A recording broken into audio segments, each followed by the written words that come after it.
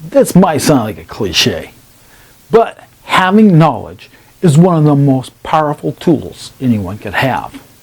Because once you learn something, it's forever etched in your mind.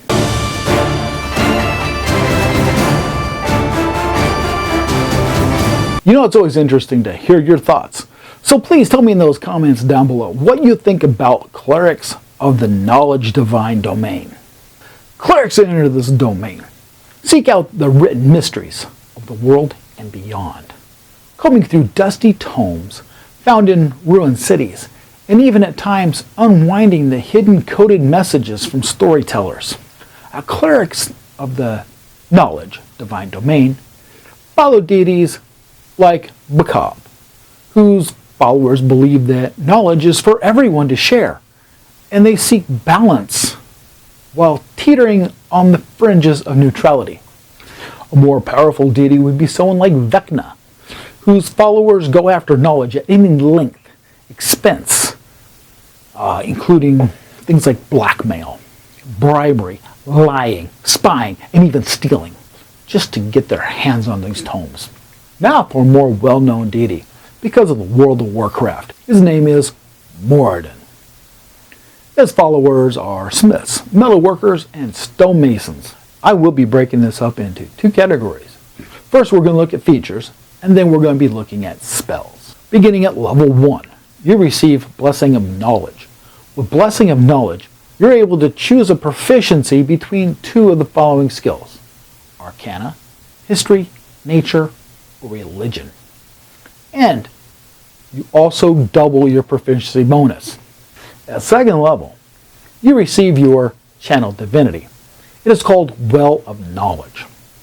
With this action, you are able to use a skill or a tool for 10 minutes, as if you're proficient with it. Beginning at 6th level, through your Channel Divinity, you gain Read Thoughts. Now, this is a very powerful feature to have in your arsenal. With this, you're able to read a creature's thoughts and even command it for 1 minute, as long as that creature is within 60 feet of you. As an added bonus, you can cancel this effect and cast Suggestion. If the creature saves on a wisdom throw, the spell fails, and you must take a long rest before you're able to channel again. At 8th level, you gain Potent Spellcasting. Here you add your Wisdom modifier to any damage-dealing cantrips. Your final Divine Domain feature is Visions of the Past, starting at level 17. Here, you must enter a state of meditation or prayer for at least 1 minute or longer. While in this state, you will see dreamlike visions of the past events. This has to be focused around a material object or a surrounding area. While in this meditative state of prayer, you must have unbroken concentration, which is equal to your wisdom score, not your modifier. You must complete a long rest before attempting to do this again. When reading an object, you must be holding the object in your hand or both hands, depending on how large this item is. As you meditate on this object, you will be able to see events involving this object's previous owner. How they came into possession of it, how they lost it, or it was forgotten or stolen from their owner.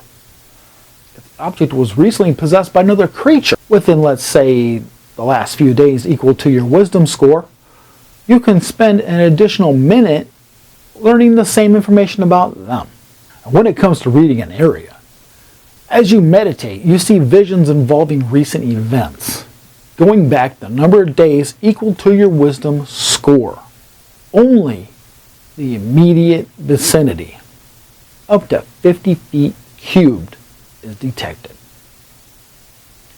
This can be a clearing, a room, a street, a tunnel.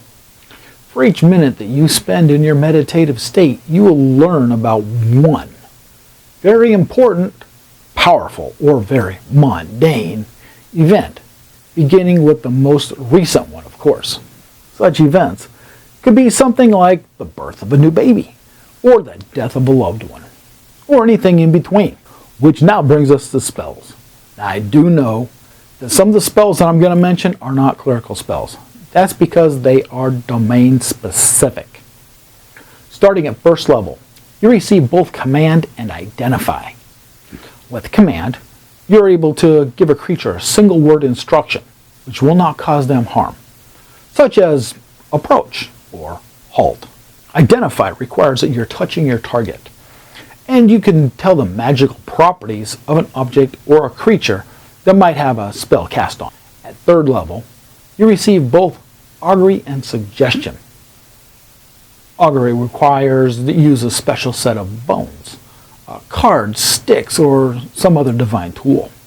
Through the use of this spell, you can sort of tell what you are going to do within the next 30 minutes. But the spell will not tell you the result of your actions. All you know is that one of 4 different things, determined by your Dungeon Master, of course, by rolling a d4 or randomly picking a result. They are wheel for a good result, woe for a bad result, wheel or woe for both a good or bad result, and nothing, of course, if it's neither good or bad. Suggestion is exactly that.